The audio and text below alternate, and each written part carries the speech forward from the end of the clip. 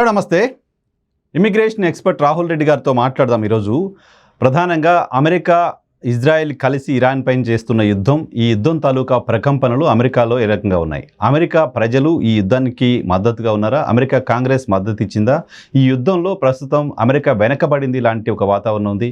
America అనవసరంగా bleed అవుతోంది, భారీగా ఖర్చు పెడుతోంది లాంటి ఒక వాతావరణం ఉంది. అమెరికా ప్రపంచవ్యాప్తంగా తమ మిత్ర దేశాలకు సంబంధించిన మద్దతును కూడా పొందలేకపోతోంది. ఇరాన్ పైన యుద్ధం అంశానికి సంబంధించి ఇలాంటి ఒక ఇంప్రెషన్ కనపడుతోంది. దీనికి సంబంధించి మాట్లాడదాం. ఈ యుద్ధం ఎఫెక్ట్ వల్ల అమెరికాలో పరిణామాలు ఏంటి, అమెరికా ప్రజలు ఏమనుకుంటున్నారు, దాంతోపాటు ఇమిగ్రేషన్ అంశాలకు సంబంధించి ఏ రకమైన ప్రభావం ఉండబోతోంది ఈ యుద్ధం వల్ల అనేది మాట్లాడదాం ఇమిగ్రేషన్ ఎక్స్పర్ట్ రాహుల్ రెడ్డి గారితో. సార్ నమస్తే. నమస్కారం అండి. సార్ ఏమనుకుంటున్నారు యుద్ధం గురించి? అంటే రెండు తీర్లు ఉన్నాయండి. కొందరేమో సపోర్ట్ చేస్తున్నారు, కొందరేమో అపోజ్ చేస్తున్నారు, కొందరేమో న్యూట్రల్ ఉన్నారు. ఇప్పుడు మెజారిటీ మటుకు సపోర్ట్ చేయనట్టే కనబడుతుంది ఇప్పుడు. కానీ అది ఏంటంటే ఒకసారి మేము ప్రెసిడెంట్ కోటేసినప్పుడు ఆ ప్రెసిడెంట్ కు అతను కొన్ని తీసుకునే అధికారాలు అతనికి ఉన్నాయి. ప్రతి దాంట్లో మెజారిటీ పబ్లిక్ ఒపీనియన్ తీసుకొని చేస్తారా? చేయరు. ఇప్పుడు మోదీ గారు డిమానిటైజేషన్ చేసినప్పుడు అందరు ఒపీనియన్ తీసుకొని చేసిండా? నేనేమంటున్నా, సరే ఒపీనియన్ అవసరం లేదు, general mood of the public ఏంటి అని అడుగుతున్నా. ఇప్పుడైతే ఓవరాల్ గా అయితే నేను అనుకునేది 40-40-20 ఉందని నేను అనుకుంటానండి. 40 ఫేవర్, 40 అపోజిట్, 20 ఇన్ న్యూట్రల్ ఉంది అనుకుంటాను. కానీ కొందరు ఏమంటారు 30% ఫేవర్ ఉంది, 50% ఆపోజిట్ ఉంది, 20% న్యూట్రల్ ఉంది అని కూడా అంటారు కొందరు. సరే, మిగతా వదిలేద్దాం. ఆ 40% లేకపోతే 30% వ్యతిరేకంగా ఉన్నారు అనుకుంటే వాళ్ళు ఎందుకు వ్యతిరేకంగా ఉన్నారు? అంటే మనం అనవసరంగా పోయి అందులో ఎందుకు గెలుక్కున్నాము, మన యుద్ధం కాదు కదా, ఇది ఇజ్రాయెల్ యుద్ధం కదా, మన మీద వచ్చి వాళ్ళు అటాక్ డైరెక్ట్ గా ఏం చేయలేదు కదా అని వాళ్ళ ఉద్దేశం అండి. ఇప్పుడు September 11th అటాక్ అయినప్పుడు మొత్తం USA యునైటెడ్ గా ఉండే, అందులో ఆఫ్ఘనిస్తాన్ మీద అటాక్ చేయాలి అని చెప్పి దాదాపుగా 95% people are in favour of attacking at that point of time. ఈసారి అటువంటి పెర్ల్ హార్బర్ అయింది. పెర్ల్ హార్బర్ అయినప్పుడు జపాన్ మీద మా మీద వచ్చి అటాక్ చేసింది. అటాక్ అయినప్పుడు మొత్తం అందరూ యునైట్ అయిపోయినారు జనాలందరూ. ఇప్పుడు ఇరాన్ వచ్చి మా మీద ఏం అటాక్ చేయలేదు కదా, మనం దాన్ని ఎందుకు పోవాలి అని చెప్పి వాళ్ళు అపోజ్ చేస్తున్నారు. అది రీజనా? అది కాకుండా అమెరికా అనవసరంగా ఎక్కువ ఖర్చు పెట్టేస్తోంది, అనవసరంగా అమెరికా సైనికుల ప్రాణాలను పరంగా పెడుతోంది, ఇటువంటి రీజన్ కూడా ఉంది. అవి కూడా రీజన్స్ ఉన్నాయి. నేను చెప్పినవి కూడా కరెక్టే. మన డబ్బులు ఖర్చు పెడుతున్నాం, మనోళ్ళు పోయి యుద్ధం చేస్తుండ్రు. ఇజ్రాయెల్ వాళ్ళు ఇప్పుడు గ్రౌండ్ ట్రూప్స్ అని ఇప్పుడు 2300-3000 మెరీన్స్ తీసుకుపోతున్నారు. వాళ్ళు ఒక్క మెరీన్ అన్న ఇజ్రాయెల్ అతను లేడు కదా, గ్రౌండ్ ట్రూప్స్ పెట్టేది మనమే కదా అని చెప్పి కూడా ఒపీనియన్ ఉందండి. సో గతంలో వెనిజువేలా నుంచి మదురైని ఎత్తుకొచ్చినప్పుడు సంబరాలు చేసుకున్నారు కదా, అప్పుడు వెనిజువేలా కూడా డైరెక్ట్ గా అమెరికాని హిట్ చేసిందో, డైరెక్ట్ గా అమెరికాని ఇబ్బంది పెట్టిందో ఏం లేదు కదా. ఒక్కటండి, సంబరాలు చేసుకున్నది వెనిజులా పీపుల్. అప్పుడు అందరూ అక్కడ మొత్తం డాన్సులు చేసింది, అవన్నీ చేసినంత వెనిజులా పీపుల్. ఎందుకంటే వెనిజులాలో దాదాపు 1/3 ఆఫ్ ద పీపుల్ మైగ్రేట్ వెళ్ళిపోయారు ఆ కంట్రీ నుంచి. ఆ శరణార్థులు అందరూ వచ్చి మా దగ్గర, చాలా మంది శరణార్థులు మా దగ్గరనే వచ్చి ఉన్నారు. ఓకే, ఆ శరణార్థులు మాత్రం చాలా మంది సెలబ్రేట్ చేసిన వాళ్ళు. లోకల్ వాళ్ళు సెలబ్రేషన్, అమెరికన్ సిటిజన్ సెలబ్రేట్ చేసిన అంటే సరే, ఇక వాళ్ళందరితో పాట పాడతారు, ఆట ఆడతారు, మనం కూడా డాన్స్ చేద్దాం అని చెప్పి పోయి ఉంటారులేండి. కొంతమంది సపోర్ట్ చేసుకుంటారు. అటువంటి మిలిటరీ యాక్షన్ ఏదైతే స్విఫ్ట్ ఇంకోటి ఏంటంటే, ఓవరాల్ గా పబ్లిక్ ఒపీనియన్ వెనిజులా అప్పుడు ఫేవరబుల్ ఎందుకుండే అంటే అది స్విఫ్ట్ యాక్షన్ అన్నట్టు. అందులో ఏంటంటే ఒక్క ప్రాణం కూడా పోకుండా, యుఎస్ ప్రాణం ఒక్కటి పోకుండా మన ప్రెసిడెంట్ కావాల్సింది అతను అచీవ్ చేసాడు. ఓకే, మన ఎబిలిటీ చాలా గొప్పగా ఉంది అని చెప్పుకున్నాను. అవును, మిలిటరీ ఎబిలిటీ గానీ, అతను ఎక్స్ట్రాక్షన్ గానీ, అతను గానీ, అవన్నీ పీపుల్ వేర్ సర్ప్రైజ్. అసలు టెక్నాలజీ ప్రపంచంలో మొత్తం మంది సర్ప్రైజ్ అయ్యారు. ఒక కంట్రీ ప్రెసిడెంట్ ను మిలిటరీ బ్యారికేడ్ మధ్యలో పొయ్యి పట్టుకొచ్చి ఒక్క మనిషి లాస్ లేకుండా చేయడం అన్నది, అది డెఫినెట్లీ మిలిటరీ సక్సెస్ అనుకోవచ్చు, దాని సక్సెస్ అనుకుని అన్నాడు. ఓకే, ఇక్కడ ఇంకొక పాయింట్ నాకు ఏంటంటే, మీరు ఇంతకుముందు చెప్తున్నారు అమెరికన్స్ లో వ్యతిరేకత రావడంలో మనం కాదు కదా, మన పైన దాడి చేయలేదు కదా, ఇజ్రాయెల్ పైన దాడి చేస్తుంటే మనం ఎందుకు పోవాల్సి వచ్చింది, ఇటువంటి ఒక ఒపీనియన్ పబ్లిక్ లో ఉంది అని. ఇజ్రాయెల్ వేరు కాదు కదా, ఇజ్రాయెల్ మేడ్ బై అమెరికా కదా. మేడ్ బై అమెరికా అంటే Bangladesh is made by India కదా. అట్లంటే ప్రతిది కూడా మనం బంగ్లాదేశ్ మీరు బోరు కదా అని చెప్పి Israel is made by themselves, is made by England, is made by USA. Definitely Western powers full support ఉంది ఇజ్రాయెల్ కు, అందులో ఏం లేదు. ఒక్కటేందంటే మీరు గుర్తుంచుకోవాల్సింది ఏంటంటే సెప్టెంబర్ 11th అయినప్పుడు మొత్తం ప్రపంచం మొత్తం అమెరికాకి సపోర్ట్ చేసింది కండి. అప్పుడు ఆ రోజు అమెరికా విక్టిమ్ కంట్రీగా ఉంది కదా. అవును, అప్పుడు విక్టిమ్ కాబట్టి అందరు సపోర్ట్ చేసింది కదా. దాదాపుగా మన ఇండియా కూడా మిలిటరీ ఆఫర్ చేసింది. అవును, అప్పుడు అవును, మిలిటరీ ఆఫర్ చేస్తే ఏంటంటే ఇండియా వస్తే మళ్ళీ పాకిస్తాన్ తోడు వాళ్ళకి అవసరం కాబట్టి ఇండియా తీసుకోలే వాళ్ళు. సో చాలా గవర్నమెంట్స్ అప్పుడు ఆఫర్ చేసినాయి. అప్పుడు మన Indian government was one of the thing, ఓ మా యాక్సెస్ తీసుకోండి, అన్ని తీసుకోండి, పొండి మీరని చెప్పింది. చెప్పినా చెప్పలేదా? ఇండియా విల్లింగ్ ఉండింది. అవును, ఇండియా ఏది అమెరికాకు మనకేం సంబంధం అండి?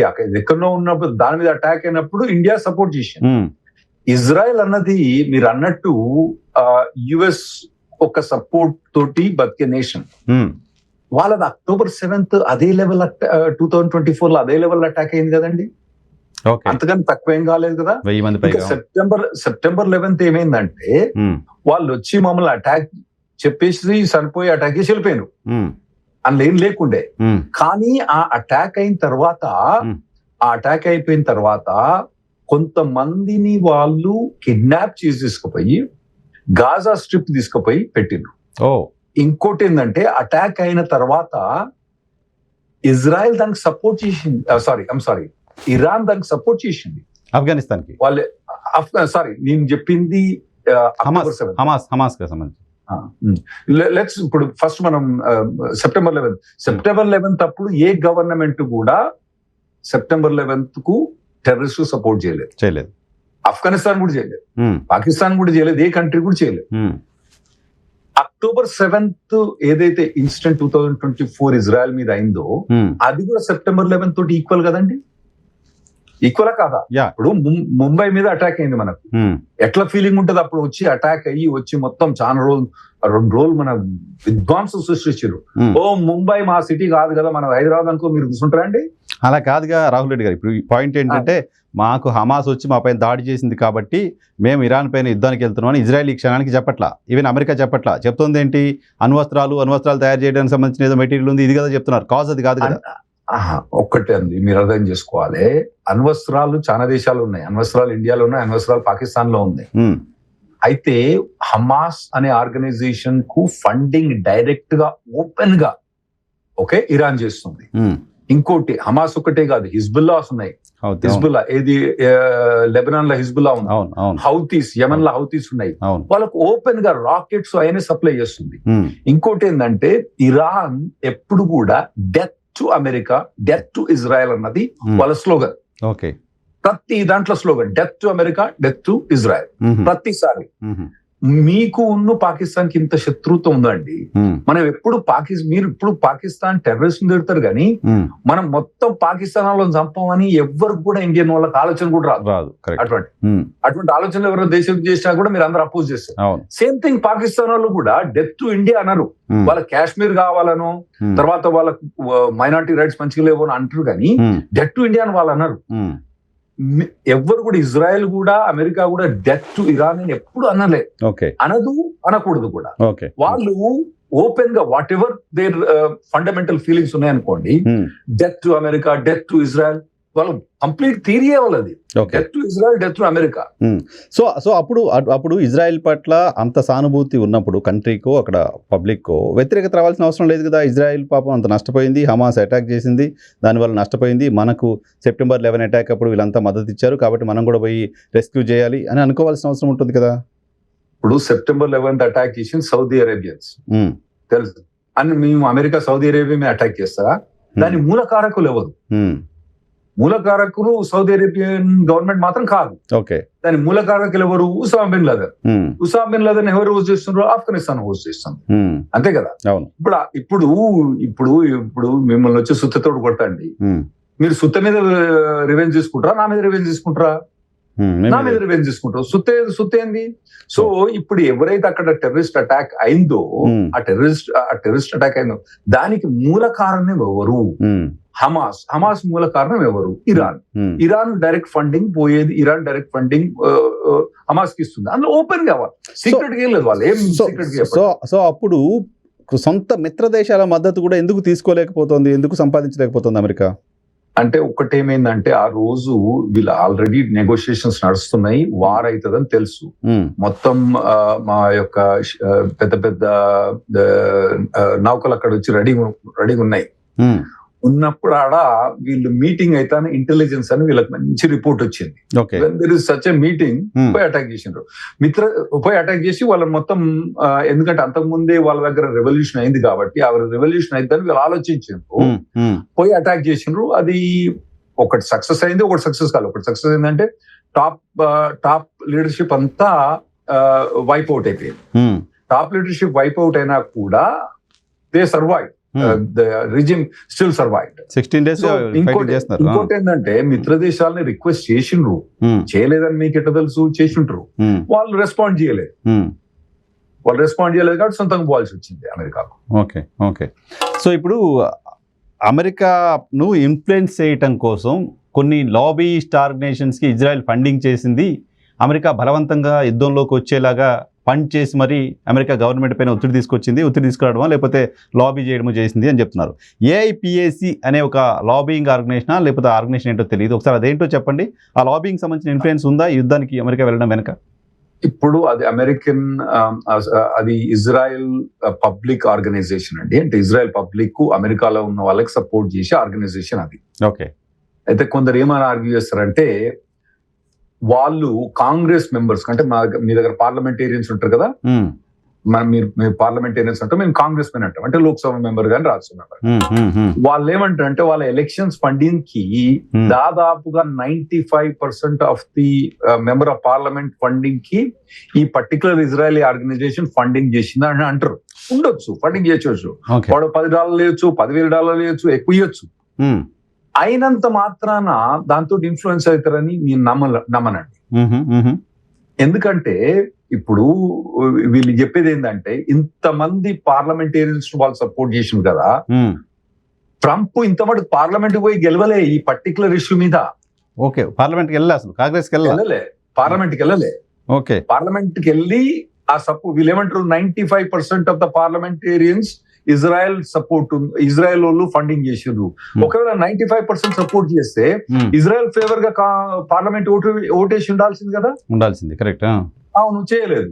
సో అవన్నీ నేషనల్ రైఫిల్ అసోసియేషన్ ఉంటదండి, యాంటీ అబార్షన్ వాళ్ళు ఉంటారు, అవన్నీ చాలా ఆర్గనైజేషన్స్ వాళ్ళందరూ కూడా ఫండింగ్ చేస్తారు అక్కడ. ఓకే, అన్నంత మాత్రాన కంప్లీట్ గా ఫండింగ్ వాళ్ళు తీసుకున్నంత మాత్రాన వాళ్ళు ఇన్ఫ్లుయెన్స్ అవుతారా? వాళ్ళు ఏదో చెప్పింది వింటారు, అవసరం అనుకుంటే సపోర్ట్ చేస్తారు, అవసరం ఉంటే సపోర్ట్ చేయరు. ఓకే, పాలసీగా కనీసం మామూలుగా యుద్ధాలకు వెళ్ళేటప్పుడు అసలు ప్రొసీజర్ ఎలా ఉంటుంది సార్? కంట్రీగా డెసిషన్ తీసుకున్నప్పుడు కేవలం ట్రంప్ వస్తున్నాడు డెసిషన్ తీసుకుంటున్నాడు అని కాకుండా అమెరికా లాంటి కంట్రీ అంత పెద్ద డెసిషన్ తీసుకున్నప్పుడు ఒక కలెక్టివ్గా రకరకాల ఇన్ఫర్మేషన్ అది అంతా తీసుకుని అంటే ఒక నిర్ణయానికి వస్తారు కదా. అలా ఏం లేకుండా ట్రంప్ ఒంటరిగా తీసుకున్న నిర్ణయంగా దీన్ని చూడాలా? ఇప్పుడు మొదలైందంటే ఈ యుద్ధము త్వరగా ముగుస్తుందని ట్రంప్ అనుకున్నాడు. ఓకే, అది మాత్రం ఖచ్చితం. ఇదేదో 2-3 వారాలు 4 వారాల కథం అయ్యేది, టక్కన పోయి అయిపోద్దని ట్రంప్ అనుకున్నాడు. అయితే మా కాన్స్టిట్యూషన్ ప్రకారం ఎవరు యుద్ధంకు చేయొచ్చు అన్నది క్లియర్ గా లేదండి. యుద్ధం అనేది ప్రెసిడెంట్ పోవచ్చు, కాకపోతే డబ్బులు ఎక్కడి నుంచి తీసుకురావాలన్నది మాత్రం దానికి పార్లమెంట్ పోవాలి. యుద్ధానికి సంబంధించిన ఈ డబ్బులు కావాల్సి. ఇప్పుడు ఆల్రెడీ మిలిటరీకి అలొకేట్ చేసిన బడ్జెట్ ఉంది, ఆ బడ్జెట్ ను ప్రెసిడెంట్ యుద్ధానికి వాడుకోవచ్చు. ఓకే, అంతకన్నా ఎక్కువ బడ్జెట్ కావాలంటే ట్రంప్ పార్లమెంట్ పోవాలి. సో ఉన్న బడ్జెట్ లో ఏమైనా చేసుకోవచ్చు అతను. ఓకే ఓకే, ఇప్పుడు ఇది ప్రతి ప్రెసిడెంట్ వారు పోయినప్పుడు కూడా ఇవన్నీ చేసినాయి. అంటే కొన్ని వార్స్ ఏమో ఇప్పుడు మీకు చెప్పాలంటే ఆఫ్ఘనిస్తాన్ వారు పోయినప్పుడు పార్లమెంట్ ఫుల్ సపోర్ట్ చేసింది. ఇరాక్ వార్ పోయినప్పుడు పార్లమెంట్ అప్రూవల్ వచ్చింది. ఫుల్ 100% సపోర్ట్ చేయకున్నా కూడా పార్లమెంట్ అప్రూవల్ వచ్చింది. అయితే చిన్న వాటికి ఇప్పుడు సిరియాలో పోయి అక్కడ పోయి ఆడ ISIS ను కొట్టాలనుకోండి, ఎందుకంటే వాళ్ళు డెవలప్ అవుతున్న వాళ్ళు కొట్టాలనుకుంటారు, అటువంటి వాటన్నిటికీ పార్లమెంట్ పోరు. ఎందుకంటే పార్లమెంట్ పోయి పాస్ అయ్యే లోపల అన్ని అక్కడ వాళ్ళు చేసే పని వాళ్ళు చేసేస్తారు. ఇప్పుడు పార్లమెంట్ లో సపోర్ట్ తీసుకొని వెనిజులా ప్రెసిడెంట్ పోయి పట్టుకరమ్మంటే వాడు అలర్ట్ గా ఎక్కడ తప్పించుకోడు. అంటే నేను విన్నది ఏంటంటే, నేను ఈరోజు ప్రధానంగా తెలుగు పత్రికలు, మాకు ఇక్కడ తెలుగు పత్రికలు రాసిన ప్రధానమైన కథనం ఏంటంటే, ఉగ్రవాద నిరోధక కేంద్రం, అమెరికాకు సంబంధించిన ఉగ్రవాద నిరోధక కేంద్రం డైరెక్టర్ జో కెంట్ ఆయన చెప్పారు, ఇజ్రాయెల్ ఒత్తిడి వల్ల ట్రంప్ తప్పుదారి పట్టి యుద్ధానికి వెళ్ళారు, దీనివల్ల నష్టం జరుగుతుంది మనకని చెప్పారంట. రిజైన్ కూడా చేశారంట. రిజైన్ చేసిండు అతని ఒపీనియన్, అతని పర్సనల్ ఒపీనియన్. తప్పుదారి పట్టిండా పట్టలేదా అది వేరే విషయం. ఇజ్రాయెల్ చెప్పింది ఆ యుద్ధానికి రమ్మని, అఫ్ కోర్స్ ఇజ్రాయెల్ చెప్పింది. తప్పుదారి పట్టిండంటే వీళ్ళకు సిఐఏ ఉంది కదా, వీళ్ళకి యుఎస్ కూడా ఇంటెలిజెన్స్ ఉంది కదా, నెట్వర్క్ ఉంది కదా, ఆ నెట్వర్క్ ఉంది కదా. యుద్ధం పోయేటప్పుడు ఒక ప్రెసిడెంట్ వాళ్ళని కూడా కన్సల్ట్ చేస్తాడు కదా. ఇజ్రాయెల్ చెప్పిందనడా ఇన్నాడు, సిఐఏ చెప్పిందనడా ఇన్నాడు, మిగతా ఇంటెలిజెన్స్ సోర్సెస్, మిగతా అన్ని లాజిస్టిక్స్ ఆయన చెప్పిందంటే ఆయన చెప్పి నిన్న తర్వాత ప్రెసిడెంట్ డిసిషన్ తీసుకుంటాడు. Okay okay okay okay okay okay right. AIPSC impact ఏమి ఉండకపోవచ్చు యాజ్ ఫర్ యూ. అంటే ఏదో కొద్దిగా ఉంటది కానీ దాని వల్లనే యుద్ధానికి పోయిండు. ఇక ట్రంప్ కానీ మా అమెరికన్ ప్రభుత్వం కానీ అది చెప్పినట్టు చేతుల్లో వింటారా అట్లేం లేదు. సో యుద్ధానికి వీళ్ళు ఈ ఆర్గనైజేషన్ ఏదైతే ఇజ్రాయలీ ఆర్గనైజేషన్ ఉందో ఇది ఎప్పుడు 40-50 ఏళ్ళ నుంచి ఉంది. మరి ఎప్పుడో యుద్ధానికి పోయి ఉండాల్సింది కదా, ఇప్పుడు ఎందుకు పోతాండ్రు? ఎప్పటి నుంచి ఇన్ఫ్లూయెన్స్ చేసే ఆర్గనైజేషన్, కొత్త పుట్టిన ఆర్గనైజేషన్ కాదు కదా. Correct correct. సో అంటే ఇప్పుడు ఆయనకి అసలు అమెరికన్ కాంగ్రెస్ మద్దతు అవసరం లేదు యుద్ధానికి సంబంధించిన డెసిషన్ తీసుకోవడానికి, ఎగ్జిక్యూట్ చేయడానికి యాజ్ ఆఫ్ నౌ. ఇప్పటిదాకా అవసరం లేదు. ఎప్పుడైతే డబ్బులు కావాలనో అప్పుడు, ఫండింగ్ కావాలనో అప్పుడు కాంగ్రెస్ ఫండ్కి సంబంధించిన డెసిషన్ కోసమే తప్ప గవర్నమెంట్గా కంట్రీగా తీసుకోవాల్సిన డెసిషన్కి సంబంధించిన అనుమతి అవసరం లేదు. అయితే ఇందులో కొద్దిగా వ్యత్యాసం ఉందండి. ఎట్లా? కొందరు పార్లమెంటేరియన్స్ ఏమంటే మా దగ్గర సిస్టమ్ మీదేమో పార్లమెంటరీ సిస్టమ్, మాదేమో ప్రెసిడెన్షియల్ సిస్టమ్, కొద్దిగా డిఫరెంట్ గా పనిచేస్తుంది. అవును. అక్కడ చాలా మంది పార్లమెంటేరియన్స్ ఏమేమి బిలీవ్ చేస్తారంటే ఫస్ట్ పార్లమెంట్ కి వచ్చిన తర్వాతనే ప్రెసిడెంట్ పోవాలని వాళ్ళు బిలీవ్ చేస్తారు. ప్రెసిడెంట్ ఏం బిలీవ్ చేస్తారంటే లేదు అవసరం లేదు నేను పోవచ్చు అని అతను బిలీవ్ చేస్తాడు. ఇతడు డెమోక్రటిక్ ప్రెసిడెంట్ ఉన్నప్పుడు అట్లే బిహేవ్ చేసేది, రిపబ్లికన్ ప్రెసిడెంట్ ఉన్నప్పుడు అట్లే బిహేవ్ చేసేది. ఇది ఒక్క రిపబ్లికన్స్ చేసింది ఏం కాదు, డెమోక్రాట్స్ కూడా చిన్న చిన్న కొసావో అటువంటి వాటి పోయేలా క్లింటన్ పోయిండు వార్. ఓకే. ఏది అక్కడ పోయి ముస్లిమ్స్ ప్రొటెక్ట్ చేసి తీసుకొచ్చినప్పుడు అవన్నీ కూడా క్లింటన్ డైరెక్ట్ వెళ్ళిపోయిండు. వాటన్నిటి కూడా పార్లమెంట్ అతను అప్రూవ్ తీసుకోలేదు. పెద్ద పెద్ద యుద్ధాలకు పోయినప్పుడు డబ్బులు కావాలి, చాలా డబ్బులు కావాలి. ఆ డబ్బులు కావాల్సినప్పుడు ఇప్పుడు ఆఫ్ఘనిస్తాన్ వార్ ఉంది, it's going to be a long war, మొదలు తెలుసు మాకు, దానికి కావాలి. ఇరాక్ మొదలై తెలుసు పెద్ద వార్ అని, దానికి డబ్బులు కావాలి, దాని శాంక్షన్ కోసం వాళ్ళు పోయిండు. కానీ ఇప్పుడున్న పరిస్థితుల్లో ప్రపంచమంతా వాణిజ్యం వైపు వెళ్తున్నారు, టెక్నాలజీ వైపు వెళ్తున్నాము, యుద్ధాలకు సంబంధించిన శాఖం ఇంకా అయిపోయింది, యుద్ధాలు ఏమి ఉండవు, డైరెక్ట్ యుద్ధాలు ఏమి ఉండవు, financial wars, water wars kind of వార్సే ఉంటాయని జనరల్గా వింటూ వస్తున్న మాట. ఈ సమయంలో మళ్ళీ ఫిరంగులు, మళ్ళీ ఇదేంటి క్షిపణులు, ఈ దాడులు, ఇవన్నీ వీటన్నిటి వల్ల వరల్డ్ పీస్ దెబ్బతింటుంది లాంటి ఒక ఇంప్రెషన్ ఉండట్లేదా? అమెరికన్స్ ఎక్కువ ఆలోచిస్తుంటారు ప్రపంచం గురించి, మేము ప్రపంచానికి పెద్దన్న, ప్రపంచం గురించి ఎక్కువ ఆలోచిస్తామని చెప్తారు కదా. అమెరికాలో దానికి సంబంధించిన చర్చ లేదా? ప్రపంచానికి సంబంధించిన ఆ స్థిరత్వాన్ని లేకుండా చేస్తున్నారు, పీస్ సంబంధించిన బేస్ లేకుండా చేస్తున్నారు. ఇప్పుడు మీ మీద అటాక్ కానంత మటుకు మీరు అట్లే అనుకుంటారు. ఇజ్రాయెల్ మీద అయితే October 7th అటాక్ అయింది కదా, బాంబే అటాక్, ఇప్పుడు మిగతా చిన్న చిన్న పహల్గామ్ లో అటాక్ అయితే ఇమిడియట్ గా పహల్గామ్ లో చిన్న లెవెల్ అటాక్ అయింది, ముంబైలో పెద్ద లెవెల్ అటాక్ అయింది. అప్పుడు గవర్నమెంట్ వేరే ఉండే. అవును. ఇప్పుడు ఇప్పుడు ముంబై లాంటి అటాక్ కానివ్వండి, మీ గవర్నమెంట్ ఎటువంటిదో నాకు తెలుసు, ఏం చేస్తుందో నాకు తెలుసు. కరెక్టే, చేయాలి కూడా, తప్పట్లేదు నేను. ఇదివరకు గవర్నమెంట్ వేరే ఉండే కానీ ఇప్పుడున్న మీ గవర్నమెంట్ ఏదైతే మోదీ గవర్నమెంట్ ఉందో, ముంబై లాంటి అటాక్ కానివ్వండి మొత్తం లేచి కూర్చుంటారు. కార్గిల్ అయినప్పుడు చేసిండు మీరు, ఫుల్ అటాక్ చేసిండు, అట్లా మీరు చేసిండ్రు. సో October 7th వాళ్ళు డిఫెండ్ చేస్తా పోతా అంటారండి. పాకిస్తాన్ ఈ పహల్గామ్ అటువంటి అటాక్ లో మేము చేయలేదంటది. తర్వాత మన కాశ్మీర్ లో మేము చేయలేదని వాళ్ళు అంటారు కానీ October 7th వాళ్ళు బాగా ఆప్తగా మేమే చేసినాం, ఇంకా చేస్తాం, మళ్ళీ చేస్తాం. ఏం చేసుకుంటారో చేసుకోండి, చంపేస్తాం ఇరాన్ని, సారీ ఇజ్రాయెల్ మొత్తం చంపేస్తాం, అమెరికాను మొత్తం వైపౌట్ చేస్తాం. ఎవ్రీడే స్టేట్మెంట్ అండి వీళ్ళు. సో స్ట్రాటజీ లేకుండా పోయారనే ఇంప్రెషన్ ఉందా సార్? సరే, ఇరాన్ ఇంత గట్టిగా ప్రతిఘటిస్తుంది అనేది అమెరికా ఊహించలేకపోయిందా? అంటే డెఫినెట్లీ కొన్ని ఒడుకుదొడుకులు అయితే కనబడుతున్నాయండి. ఎందుకంటే స్ట్రేట్ ఆఫ్ హార్మూజ్ అన్నది మనకు 100 మిలియన్ బ్యారెల్స్ ఎవ్రీ డే మనం కన్సంప్షన్ ఉంది మనకు. అవును. 100 మిలియన్ బ్యారెల్స్ లా 20 మిలియన్ బ్యారెల్స్ అక్కడి నుంచి ఫ్లో అవుతాయి. మీకు ఒకటి లెక్క చెప్తేనండి, మేము హ్యూస్టన్ కాబట్టి మా హ్యూస్టన్ లో oil and gas capital of the world is Houston అండి. మాకు కొద్దిగా అందుకోసం కొద్దిగా 40-30 ఏళ్ళ నుంచి అక్కడ ఉంటాను కాబట్టి నాలెడ్జ్ ఎక్కువ ఉంటుంది మాకు ఆయిల్ అండ్ గ్యాస్ మీద. ఇప్పుడు మీరు రైస్ వీట్ ఉందండి, ఈ స్టేపుల్ ఫుడ్ అంటారు. మీరు ప్రైస్ పెరిగినా కూడా రైస్ కొనుక్కుంటారు. ఓకే. ప్రైస్ తగ్గినా కూడా రైస్ కొనుక్కుంటారు, ప్రైస్ కొరిగినా కూడా రైస్ కొనుక్కుంటారు. ఇచ్చే అవసరం కదా. మిగతా కట్ చేస్తారు. మీరు కూరగాయలు కట్ చేసుకుంటారు, టమాటాలు కట్ చేసుకుంటారు, చికెన్ కట్ చేసుకుంటారు, రైస్ కట్ చేసుకోరు. అయితే రైస్ చీప్ అయినా కూడా అంతే తింటారు, కాస్ట్లీ అయినా అంతే తింటారు, అందుకని ఎక్కువ తినరు. సగం ప్రైస్ అయినా రైస్ డబుల్ తింటారా, తినరు. ఆయిల్ కూడా ఇప్పుడు మనకు ఎవ్రీ డే 100 మిలియన్ బ్యారెల్స్ ఉంటది అన్నట్టు. అందులో ఒక 5 మిలియన్ బ్యారెల్స్ కనుక ప్రొడక్షన్ ఎక్కువ అయితే ప్రైస్ 50% డ్రాప్ అయింది. ఓకే. ఓకే. $60 యావరేజ్ ప్రైస్ అనుకుందాం. 5 మిలియన్ ఎక్కువ ప్రొడక్షన్ అయితే ప్రైస్ $40 పోతే ఇంకా తక్కువ పోద్ది. అదే గనక 5 మిలియన్ బ్యారెల్స్ కనుక తక్కువ ప్రొడక్షన్ అయితే 50% రేటు పెరుగుతుంది. అయితే ఇప్పుడు ఆ 20 మిలియన్ బ్యారెల్స్ మనకు అక్కడి నుంచి వస్తున్నాయి కాబట్టి ఆ చోక్ పాయింట్ ఒకటి ప్రాబ్లం అయింది మనకు. అందులో 8 మిలియన్ బ్యారెల్స్ యాక్చువల్లీ సౌదీ వేరే ప్లాన్ తోటి పైప్ లైన్ తోటి మొదలై అడ్వాన్స్ ప్లాన్ చేసుకుని అది మంచిగా చేసుకుంది. కానీ మిగతా 12 మిలియన్ బ్యారెల్స్ అన్నది అక్కడ మనకు చోక్ పాయింట్ అయిపోయి అక్కడ ఇరాన్ తొందరనే కట్టడం చేస్తా అని అమెరికా ప్లాన్ చేసిందని నేను అనుకుంటున్నా. అక్కడ ఫెయిల్ అయిందని నేను చెప్పాలి. ఇప్పుడు అసలు ఈవెన్ రష్యా, చైనా లాంటి కంట్రీస్ ఇరాన్కి మద్దతుగా నిలుస్తున్నాయి. నేరుగా వారిలోకి రాకపోయినప్పటికీ ఆ రెండు దేశాలు ఖండించాయి. హార్మూజ్ జలసంధి ద్వారా జరిగే ఆయిల్ ట్రేడ్లో చైనా డాలర్ని వాడదాం, చైనా డాలర్లతో మాకు చెల్లిస్తే ఓకే అని ఇరాన్ ఏదో కండిషన్స్ పెడుతుంది, ఇలాంటి వార్తలు వస్తున్నాయి. ఇప్పుడు అమెరికా డాలర్ కూడా ప్రమాదం తీసుకొస్తున్నట్లు కాదు ట్రంప్? అట్లేం లేదండి, ఎన్ని ఇప్పుడు ఏనుగు పోతా అంటే కుక్కలు ఎన్నో మరుగుతా ఉంటాయి. ఎన్ని టెంపరీ థింగ్స్ ఇవి, ఇవన్నీ పర్మనెంట్ థింగ్స్ కావు.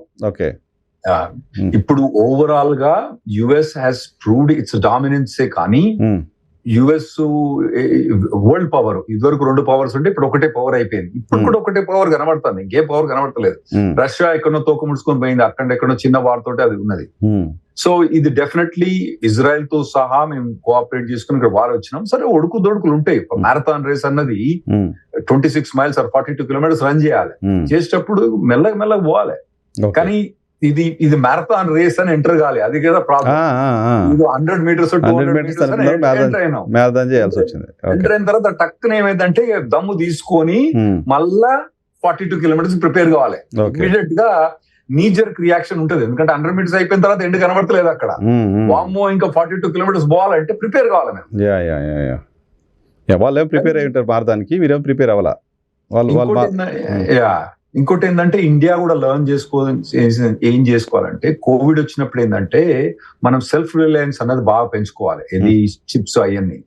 ఇంకోటి ఏంది, మన ఆయిల్ అండ్ గ్యాస్ మీరు ఇన్నేళ్ళు బే ఆఫ్ బెంగాల్ మీరు ఎలా చేయలేదు. అంటే మీకు ఆయిల్ అండ్ గ్యాస్ 90% మనం ఇంపోర్ట్ చేసుకుంటప్పుడు బే ఆఫ్ బెంగాల్ ఎక్స్ప్లోరేషన్ పెట్టలేదు. ఇప్పుడే మోదీ గవర్నమెంట్ మొన్నే పెట్టండి. మోదీ గవర్నమెంట్ వచ్చి 12 ఏళ్ళు అవుతుంది, వచ్చినా కూడా మొన్ననే ఎలవ్ చేసిండు. అది కూడా అది మొదలే ఎలవ్ చేయొచ్చు కదా అటువంటి ఏమి. ఇంకోటి ఏంటంటే చైనా ఏంటంటే చాలా ఎలక్ట్రిక్ వెహికల్స్, ఎలక్ట్రిక్ వాటి మీద వెళ్ళిపోయింది. 50% ద కార్స్ సోల్డ్ చైనాలో అయిపోయింది. ఇండియా కూడా పెట్రోల్ ఆల్టర్నేటివ్ డెవలప్ చేసుకోవాలి. గుడ్ లెసన్ మనకు. కరెక్ట్. కరోనా వచ్చినప్పుడు కొన్ని లెసన్స్ నేర్చుకున్నాం. ఇది యుద్ధం వల్ల ఆయిల్ నుంచి మనం న్యాచురల్ పవర్ని యూటిలైజ్ చేసుకుని పవర్ని వాడుకోవడం పైన రావాలి డెఫినెట్ గా. రైట్ సార్, దీనికి సంబంధించి ఒక నిమిషం. ఈ స్ట్రెయిట్ ఆఫ్ హార్మూజ్ తోటి మీరు ఏమనుకుంటారంటే అమెరికాకు నష్టం అనుకుంటారు. ఎందుకు నష్టం అమెరికాకు? అక్కడి నుంచి వచ్చేది ఆయిలే కదా. మేము ఆయిల్ ఇంపోర్టర్స్ కాదు, మీరు oil importers. China oil importer. ఈ స్ట్రెయిట్ ఆఫ్ హార్మూజ్ అన్నది బెనిఫిట్ అయితే ఇప్పుడు మేము చేసే యుద్ధం మీకోసం అన్నట్టే. మా పని అయిపోయింది. మేము net exporters of oil, net exporters of natural gas. ఇప్పుడు ఖతార్ లో కనుక గ్యాస్ ఆగిపోతే, నేచురల్ గ్యాస్ ఆగిపోతే గ్యాస్ ప్రైస్ పెరిగింది. పెరిగితే ఎక్కడ పోతారు? అమెరికాకు పోతారు. ఓకే. ఇప్పుడు ఆయిల్ అండ్ గ్యాస్ లో ఎక్స్పోర్టర్ ఎవరు? సరే సౌదీ ఉండొచ్చు, కానీ మేము కూడా ఎక్స్పోర్టర్ అయ్యే. ఇదివరకు 2008 కన్నా మొదలు మేము 2/3 ఆఫ్ ద ఆయిల్ ఇంపోర్ట్ చేసుకునేది. ఇప్పుడు మేము ఎక్స్పోర్ట్ చేస్తున్నాం టెక్నాలజీ ద్వారా, ఫ్రాకింగ్ టెక్నాలజీ ద్వారా. సో మాకు ఇది స్ట్రైట్ ఆఫ్ హార్మోన్స్ తోటి ఆయిల్ రాకపోతే అమెరికా మొత్తం వస్తుంది. అమెరికాకి ఏం కాదు, ఇండియాకే ప్రాబ్లం ఎక్కువ. అందుకోసం అతను ఏమంటాడంటే యూరోపియన్ కంట్రీస్ కి ఎక్కువ ఎఫెక్ట్, ఎందుకంటే వాళ్ళు కూడా ఇంపోర్ట్ చేసుకుంటారు ఆయిల్. యుఎస్ ఒక్క లీటర్ ఆయిల్ కూడా ఇంపోర్ట్ చేసుకోదు. సో మాకు ఎఫెక్ట్ కాదు, యూరోప్ కి ఎఫెక్ట్, ఇండియాకి ఎఫెక్ట్. కాబట్టి అతను ఏమంటాడంటే మీరు వచ్చి సెక్యూర్ చేయండి, చైనా వచ్చి సెక్యూర్ చేయండి అని వాళ్ళు అంటారు. వాళ్ళు రాను అని చెప్పడానికి రీజన్ ఏంటి కనపడుతుంది? ఇప్పుడు ఎవరు వస్తామనే కన్సెంట్ ఇవ్వలే ఇప్పటికి. ఇప్పుడు ఈ కంపెనీ పోయి గాలికి పోయి మళ్ళీ కంపెనీ వాళ్ళు ఎక్కడ నెత్తి మీద పెట్టుకోవాలని వాళ్ళు. రైట్. సరే, మొత్తం యుద్ధం అమెరికాని ట్రంప్ తీసుకున్న నిర్ణయం, ఈ యుద్ధం అనేది అమెరికాని ఇంకా బలంగా మారుస్తుందా, అమెరికాలో ప్రమాదాలను పెంచుతుందా, ప్రమాదంలో పెడుతుందా అమెరికాని? అంటే నేనైతే బలంగానే మారుస్తుందని అనుకుంటాను. యుద్ధం కరెక్ట్ చేసిందా, స్ట్రాటజీ కరెక్ట్ ఉందా లేదా కొద్దిగా డిఫరెంట్ ఇష్యూ, కానీ దీంతో పవర్ఫుల్ నేషన్ ఏమైందనే ప్రూవ్ అయిపోయింది. ఓకే. కాకపోతే ఏంటంటే అండర్ ఎస్టిమేటింగ్ ద ఎనిమీ అన్నది చాలా తప్పిదం అయిపోయింది. ఇది అమెరికా ఎప్పుడు చేసే మిస్టేకే. మేము వియట్నాం పోయి వారికి పోయినాం 1960లో 1970లో. వియట్నాం చిన్న కంట్రీ, పోయి మనోళ్ళు మధ్య చెవులో పెట్టుకొని మ్యూజిక్ పెట్టుకొని దాన్ని పెట్టుకొని డాన్స్ చేసుకొని పోయినారు. ఆడ పోయి తనిసుకొని వచ్చినాం. సారీ, బట్ ప్రాక్టికల్ చెప్పాలి. ఆ తర్వాత ఆఫ్ఘనిస్తాన్ కూడా కొద్దిగా కేర్ఫుల్ గా పోయినాం. అమ్మో వియట్నాం లో దెబ్బలు పడ్డాయని ఆఫ్ఘనిస్తాన్ లో కొద్దిగా కేర్ఫుల్ గా పోయినాం. కేర్ఫుల్ గా బయటపడ్డారు. మీరు చూసారు కదా బయటపడ్డా. బ్లీడింగ్ కదా ఆల్మోస్ట్ అక్కడ. సో $1 trillion పోగొట్టుకొని బయటపడ్డాం. ఇప్పుడు ట్రంప్ ప్రభుత్వం ఇక్కడ ఆ మిస్టేక్ చేయదని మేము అనుకుంటాను. ఇంకోటి ఏంటంటే వియట్నాం ఏమో జంగల్లు, తర్వాత ఆఫ్ఘనిస్తాన్ కొండలు, ఇరాక్ లో మీకు క్లియర్ గానే పోయినాం అనుకుందాం, ఒకవేళ విక్టరీ అనుకున్నాం. ఇరాక్ లో ఏంటంటే అంత ఫ్లాట్ ల్యాండ్, బట్ సముద్రం ఇబ్బంది అయిపోయింది మీకు అక్కడ. ఇరాక్ లో పోయి మంచిగా పోయి తీసుకుని వచ్చినాం, అంత అయిపోయింది. Iran is the toughest country to occupy, much tougher than Afghanistan. ఆడ ఏముంటదండి, మొత్తం కొండలు ఉంటాయి. మీకు ఒక్క రోడ్డు బ్లాక్ అయిందంటే మిలిటరీ మొత్తం బ్లాక్ అయిపోతుంది. బ్లాక్ అయిపోయి సిట్టింగ్ డక్ అంటారు. ఇక వాళ్ళు వచ్చి వీళ్ళని కొట్టుడు తప్ప వీళ్ళు ఏముండదు అక్కడ. ఓహో, ఫిజికల్ గా గ్రౌండ్ లోకి వెళ్ళిపోవడం అంత ఈజీ కాదు. అంత ఉండదు, ఎందుకంటే గుట్టలలో ఉంటాయి కదండి. గుట్టలలో మొత్తం ఒక్కటే చిన్న రోడ్ ఉంటది. ఆ రోడ్ నుంచి పోవాలి, ఇంకెక్కడి నుంచి ఉండదు. మీరు ఆల్రెడీ ఏరియల్ బాంబ్స్ అన్ని అయిపోయినాయి. అది అయిపోయిన తర్వాత మీరు పోవాలి కదా మనుషులు. పోయేటప్పుడు ఆ రోడ్ ను వాళ్ళు బ్లాక్ చేసింది అనుకోండి, ముందటి నుంచి వెనక నుంచి మీరు ఖతం అవుతారు. ఓహో, ఓకే. సరే, ఈ యుద్ధం ఇంపాక్ట్ మధ్యప్రాచ్యం పైన, అమెరికాలో ఉంటున్న ఇండియన్స్ పైన ఏ రకమైన ఇంపాక్ట్ ఉంటుంది? ఇండియన్స్ ఎవరైతే బయట గల్ఫ్ లో ఉన్న వాళ్ళు ఇప్పుడు చాలా మంది ఇంకా ఇబ్బంది పడుతున్నారు. దాదాపు 1 కోటి మంది గల్ఫ్ లో ఉన్నారు ఇండియన్స్. అవునండి, 1 కోటి. అంటే పెద్ద ఇండియన్స్ కు పెద్ద నెగటివ్ ఎఫెక్ట్ ఏమి ఉండదు, ఎందుకంటే మన పర్సెప్షన్ డెఫినెట్లీ మనం న్యూట్రల్ గా ఉండేటోళ్ళు, లేదంటే అమెరికా సపోర్ట్ చేసేవాళ్ళు, కాబట్టి మనకి డెఫినెట్ గా ఎఫెక్ట్ ఉండదు. ఇమిగ్రేషన్ వైజ్ కూడా పెద్ద నెగటివ్ పాజిటివ్ ఎఫెక్ట్ రెండు ఉంటది. సో అంత నెగటివ్ ఎఫెక్ట్ ఉంటుందని నేనేమనుకోను. ఇంకోటి ఏంటంటే మీరు ఒకటి అర్థం చేసుకోరు, ఏంటంటే అమెరికాతో ఈ వార్ తోటి అమెరికా బ్లీడ్ అవుతుంది అనుకోకండి. America is a war economy. Second world war వచ్చినప్పుడు ఏమైంది, అందరు కొట్టుకున్నారు. అంటే మేము కూడా పోయి కొట్టుకున్నాం లేండి, కానీ గోల్డ్ మొత్తం వచ్చి అమెరికాకు వచ్చేసింది. ఓకే. మేము వియట్నాం 20 ఏళ్ళు వార్ చేస్తాం, ఆఫ్ఘనిస్తాన్ 20 ఏళ్ళు వార్ చేస్తాం, మనం ఇరాన్ లో 10 ఏళ్ళు వార్ చేసినాం. అన్ని చేసినా కూడా ఎకానమీ దానికి దీనికి ఏం సంబంధం లేదు. అది డెవలప్ అయితేనే ఉంటది మాకు. ఓకే. సో ఏంటి ఇమిగ్రేషన్ పైన ఇంపాక్ట్ ఏంటి, ఎలా ఉంటుంది? వీసా ప్రాసెసింగ్, భద్రతా తనిఖీలు ఇవన్నీ ఎలా ఉంటాయి ఇప్పుడు? కొద్దిగా వెట్టింగ్, అంటే ఇమిగ్రేషన్ ఇంత ముందే ట్రంప్ యాంటీ ఇమిగ్రేషన్ మనం మాట్లాడుకున్నాం కదండి. సో అందులో కొత్తగా ఏముండదు దీంతో. ఇంకా వెట్టింగ్ అని ఒకటి ఎక్కువ ఎక్స్ట్రా ప్రాసెస్ మొదలు పెట్టిండు. ఇప్పుడు ఇదివరకు ఏంటంటే ప్రతి ఎంప్లాయ్మెంట్ ఆథరైజేషన్ అప్రూవల్ అప్పుడప్ప నీ ఫోటో నేను నమ్మను, నువ్వు వచ్చి నా దగ్గర వచ్చి ఫోటో దిగాలి, నువ్వు పంపించిన ఫోటో నేను నమ్మను, అదొక డిలే కోసం మొదలు పెట్టిండు. తప్పితే అటువంటి అన్ని కొద్దిగా ఎక్కువ చేసిండు. అంటే ఈ వార్ కోసం చేసిండు అని నేను అన్నాను. ఇన్ జనరల్ గా ట్రంప్ చేస్తుంది. కాకపోతే ట్రంప్ ప్రభుత్వం వార్ని ఎక్స్క్యూజ్ వాడుకొని ఇంకా ఎక్కువ రిస్ట్రిక్షన్ పెట్టొచ్చు, కానీ వార్ లేకున్నా పెట్టు అతను. ఓకే, ఇప్పుడు ఏంటంటే దాన్ని ఎక్స్క్యూజ్ చేసి పెట్టడం తప్పితే వార్ వచ్చిందని కానీ లేకున్నా పెట్టు అతను. సో హైదరాబాద్ ఏమైనా అడ్వాంటేజ్ ఉంటుందా? అమెరికాలో ఇంకేమైనా మంచి అవకాశాలు ఉంటాయా పర్టికులర్ ఇప్పుడు 26? అంటే ఇప్పుడు డిఫెన్స్ ఇండస్ట్రీలో ఏమన్నా ఎక్స్పర్టైజ్ ఉన్న వాళ్ళు డెఫినెట్లీ ఆ టెక్నాలజీ ఉన్న వాళ్ళకు బాగా ఇంప్రూవ్మెంట్ ఉంటుంది. ఇప్పుడు మీరు అన్నారు కదండి, ఎలక్ట్రానిక్ వార్ ఇవన్నీ ఎక్కువైతేనే. అవును, ఒక్కటే డేలో మొత్తం నేవీ వాళ్ళు 47 years నుంచి బిల్డ్ చేసిన నేవీ మొత్తం 3 రోజుల ఖతం అయిపోయింది. వాళ్ళు ఒకటే రోజులో వాళ్ళు చేసిన మొత్తం 47 years చేసిన మొత్తం ఎయిర్ ఫోర్స్ మొత్తం ఒకటే రోజులో ఖతం అయిపోయింది. ఓకే, అంటే ఇది ఏమైందంటే కన్వెన్షనల్ ఏవైతే మనం అనుకునేవో అది పోతుంది. ఇప్పుడు ఏమైందంటే ఎలక్ట్రానిక్ ఒకటి, గొరిల్లా వార్ఫేర్, ఎస్పెషల్లీ ఈ డ్రోన్స్ ఏవైతే ఉన్నాయో, సో ఈ టెక్నాలజీస్ అనేవి బాగా డెవలప్ అవుతాయి. ఓకే, డిఫెన్స్ ఇండస్ట్రీస్ యుఎస్ లో డెవలప్ అవుతాయి, ఇండియాలో డెవలప్ అవుతాయి. సో ఇప్పుడు ఏం సార్ గ్రీన్ కార్డుకి సంబంధించి, గ్రీన్ కార్డు తేదీలు దాదాపు 2 సంవత్సరాలు ముందుకు కదిలాయంట కదా, పాలసీలో మార్పా లేకపోతే టెంపరీగానే చూడాలి దీన్ని? పాలసీలో ఏం మార్పు లేదండి. మన టోటల్ గా మనకు అక్కడ వచ్చే గ్రీన్ కార్డ్స్ 1,40,000 ఎంప్లాయ్మెంట్ ద్వారా వస్తాయండి. అయితే ఫ్యామిలీ ఇమిగ్రేషన్ వాడని గ్రీన్ కార్డ్స్ కూడా మనకు వస్తాయి. అయితే లాస్ట్ ఇయర్ 2025 కొన్ని ఫ్యామిలీ ఇమిగ్రేషన్ వాడలేదు కాబట్టి ఆ గ్రీన్ కార్డు కూడా మనకి ఇక్కడ వచ్చినాయి అన్నట్టు. అవి ఎన్ని వచ్చినాయని వాళ్ళు డిస్క్లోజ్ చేయలే, కానీ ఇప్పుడు 30,000 ఎక్స్ట్రా గ్రీన్ కార్డ్స్ మనకు వచ్చినాయి. ఇంకోటి ఏంటంటే కొన్ని ఫ్యాక్టర్స్ వల్ల మనకు ఈ గ్రీన్ కార్డ్ డేట్ అనేది 2 years మూవ్ అయింది. ఆ ఫ్యాక్టర్స్ ఏంటంటే ఫస్ట్ ఏంటంటే ఎక్స్ట్రా 30,000 40,000 గ్రీన్ కార్డ్స్ మన ఫ్యామిలీ బేస్డ్ ఇమిగ్రేషన్ ద్వారా వచ్చినాయి. ఇంకోటి ఏంటంటే పర్ కంట్రీ లిమిట్ అని ఉంది అన్నట్టు. ఎప్పుడైతే మొత్తం అంటే ఇప్పుడు మీరు సినిమా హాల్ కు మొత్తం రష్ ఉంది అనుకోండి, ఓకే, ఓన్లీ 7% ఇండియన్స్ కే అలౌ చేస్తారు. ఓకే ఓకే, కానీ సినిమా హాల్లో రష్ లేదనుకోండి, అందరు ఇండియన్స్ ఎవరైతే లైన్ లో ఉన్నారో వాళ్ళని అలౌ చేస్తారు, అందరిని అలౌ చేస్తారు. ఆ లైన్ లో ఎవరు లేరు, మనం తప్ప. ఓకే, అయితే ఇప్పుడు ఏమైందంటే కొద్దిగా డిమాండ్ ఈ ట్రంప్ చేయబట్టి ఇంత తాలకైనా ఎందుకు అమెరికాకు పోవాలి, అమెరికాలో ఉండాలన్న ఇచ్చ కొందరికి తగ్గిపోయింది. కాబట్టి అక్కడి నుంచి వాళ్ళు వాడని గ్రీన్ కార్డ్స్ అన్ని కూడా మన ఇండియన్స్ కి వస్తున్నాయి. అది కాకుండా ట్రంప్ ఏం చేసిండంటే 39 కంట్రీస్ ఏవైతే ఉన్నాయో, పాకిస్తాన్, బంగ్లాదేశ్, ఇవన్నీ కంట్రీస్ కూడా వాడి అతను 39 కంట్రీస్ బ్యాన్ పెట్టిండు. వాళ్ళకు గ్రీన్ కార్డులు వస్తలేవు, ఏం వీసా ఎక్స్టెండ్ కావట్లేదు. సో వాళ్ళు వాడని ఎంప్లాయ్మెంట్ బేస్డ్ గ్రీన్ కార్డ్స్ కూడా మనకు వస్తున్నాయి. ఓకే ఓకే ఓకే, అయితే వైఎన్ఆర్ గారు, మా ఫైనాన్షియల్ ఇయర్ October 1 మొదలైంది. అవును, ఫ్యామిలీ బేస్డ్ ఇమిగ్రేషన్ లో కూడా చాలా ప్రాబ్లమ్స్ ఉన్నాయి. లాస్ట్ టైం 30-40 వేలు ఫ్యామిలీ బేస్డ్ గ్రీన్ కార్డ్స్ వచ్చినాయని మీకు చెప్పిన. అవును, నెక్స్ట్ ఇయర్ అక్టోబర్ నుంచి మా ఎస్టిమేట్ ప్రకారం ఫ్యామిలీ బేస్డ్ ఇమిగ్రేషన్ ఒక 30,000-40,000 అక్కడి నుంచి రావచ్చు. తర్వాత ఈ ఏవైతే డిఫరెంట్ కంట్రీస్ ఏవైతే వాడకుండా immigration 60,000 family based immigration green card రావచ్చు. 40,000 కాదు, 60,000 ఫ్యామిలీ బేస్డ్ ఇమిగ్రేషన్ రావచ్చు.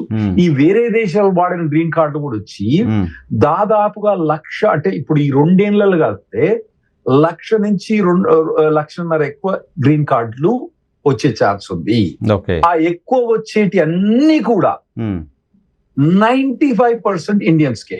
సో గ్రీన్ కార్డ్ సీకింగ్ కోసం ఉన్న వాళ్ళందరికీ గోల్డెన్ టైం, ఇది గోల్డెన్ టైం. ఆ 95% దాదాపుగా ఈ ఎక్స్ట్రా 1,00,000+ గ్రీన్ కార్డ్స్ వచ్చే వాటిలల్లా మన ఇండియన్సే మొత్తం ఉంటారు.